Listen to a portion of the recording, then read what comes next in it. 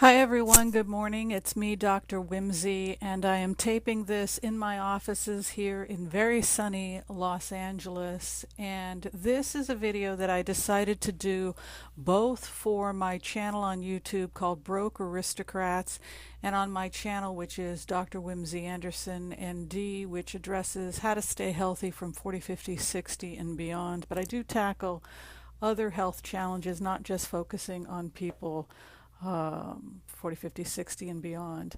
And today I wanted to address the issue of staying healthy when you are on a fixed income. And particularly staying healthy on a fixed income is a challenge as we get older. As we get older, our health can sometimes become a greater challenge.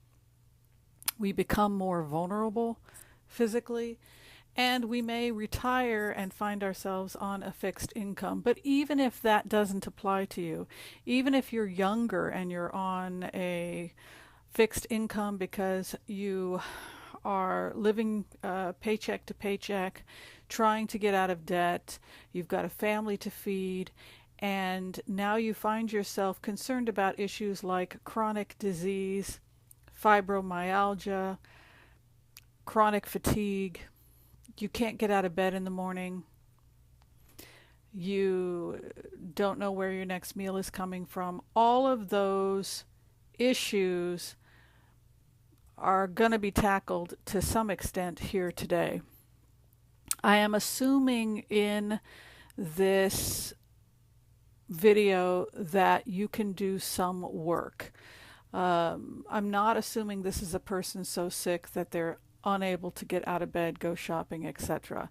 If that is you, then this video is not for you. This is for the person who can function to some extent but is trying to heal their life and is on a minimal income. And that definitely was me for many, many years. I have mentioned in previous videos that I grew up very poor. And I know what it is to have to struggle with paying your bills and feeding yourself. And certainly when all the way up into college and beyond, I struggled with those issues. I think this is really the only time in my life, now that I'm in my 50s, where I am definitely making a little bit more money. I'm not rich, but I'm definitely starting to make more money than I did when I was younger. So I want to address some of the things that I did to keep myself healthy when I was on a fixed income, because I'm very concerned, as I've mentioned in previous videos, about the state of health I'm seeing in some of the people that are in the frugal community. There's really a disconnect between daily habits and the long-term effects on health. A little bit about my background. I completed pre-med at the University of Washington along with a degree in anthropology. And I did my doctorate in naturopathic medicine, natural medicine at the National College of Natural Medicine. It's a 4-year medical school that focuses on prevention and health using natural means. There are currently 5 medical schools in the United States that offer the ND degree, 7 in North America. I was lucky enough to attend the oldest of, I think, the 7, and it has served me well as a practitioner. One of the things that attracted me to folk medicine, natural medicine, was the simplicity of it, but also the fact that ideally it should be affordable and it should be simple logic, and it should not put you into debt. There are some movements in terms of natural medicine that can get quite expensive. If you can afford to spend $600 a month on groceries and supplements, then God bless you. But those people who are struggling paycheck to paycheck, who should not be compromising their health simply because they cannot make their rent. That has to be addressed by the alternative health community. And if I can help to some extent on this channel, Broke Aristocrats, help people do that, stay healthy when you don't have a lot of money, then I am here to help. I want to first start with the issue of diet and nutrition, because there are a lot of people that are living on very little money. They're feeding themselves on, $15, $20 a week. They're feeding their families with coupons on $30 a week. There's nothing wrong with that, but if the quality of food you're bringing in your home is toxic, if you are putting toxic substances in your body, then you are not saving money. You're headed down a very dangerous road that theoretically could cost you tens of thousands, if not millions of dollars in medical bills, both for yourself and for your family. And then we see a horrible cycle starting where people have to declare bankruptcy because they cannot pay their medical bills. I'm not claiming that everything I present here today is going to stave off chronic disease.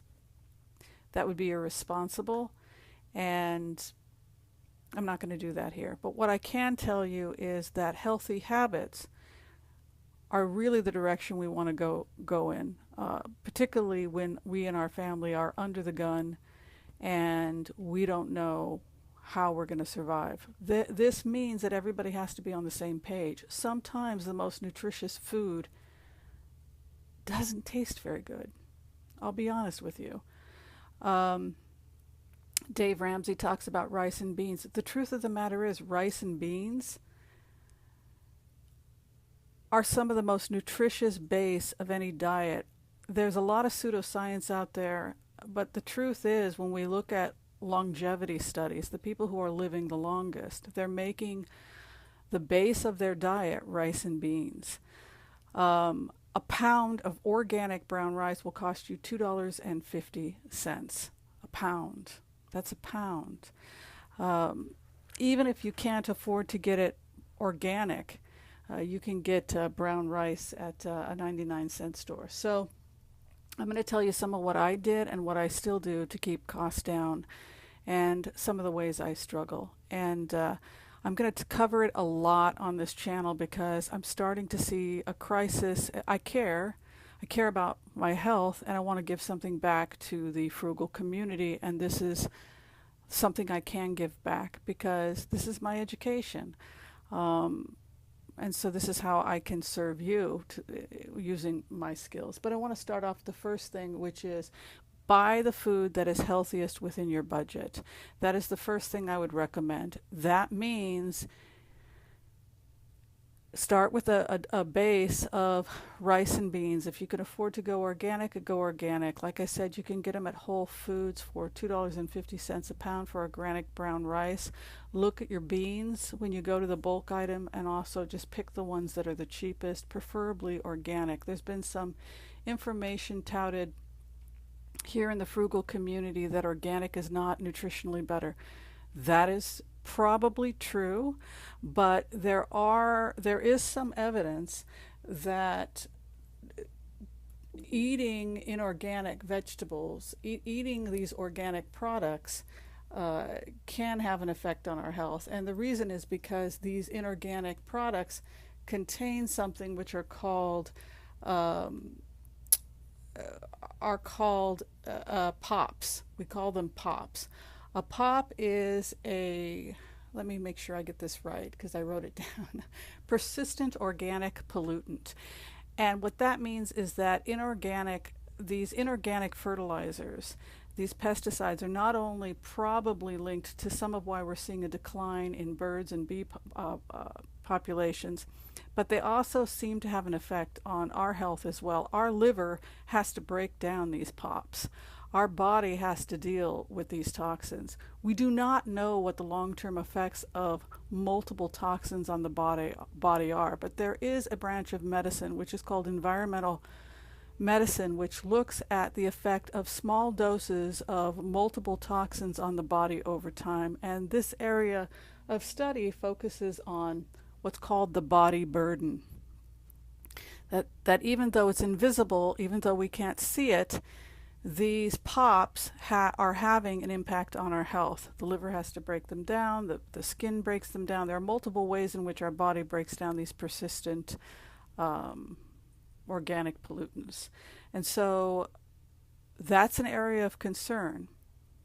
When you have a body burden, a breakdown, whether it's an autoimmune condition or a person who has chronic fatigue, what we're seeing is multiple things happening at once.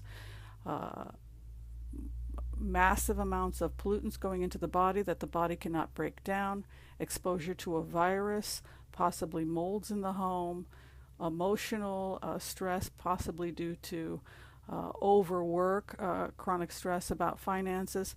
That is, over time,